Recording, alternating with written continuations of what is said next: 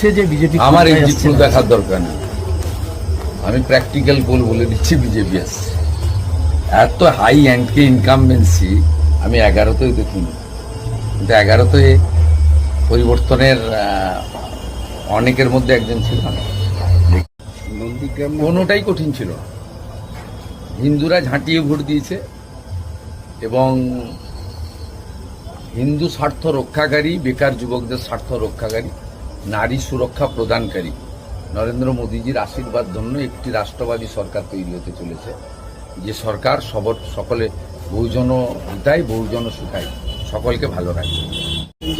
মুসলমানদের ভোট ছাড়া তাও পুরো ভোট পায়নি।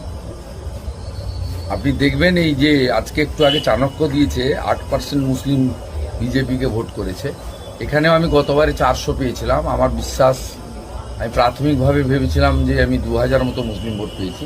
আমি নিজে বুথ ওয়াইজ হিসাব করলাম আমার নন্দীগ্রামের সবাইকে নিয়ে, এটা শেষ করলাম এক্ষুনি রিভিউটা। তা কাউন্টিংয়ের প্রস্তুতিও নিলাম নন্দীগ্রামে। তা আমি 4000 মতো মুসলিম ভোট পেয়েছি। অভিজিৎ চৌধুরী বলছেন যে মুখ্যমন্ত্রী হারতে পারেন, এরকম একটা অ্যাসেম্পশন করছেন। অদিতা অভিজ্ঞ নেতা, এটা তার ব্যক্তিগত মত।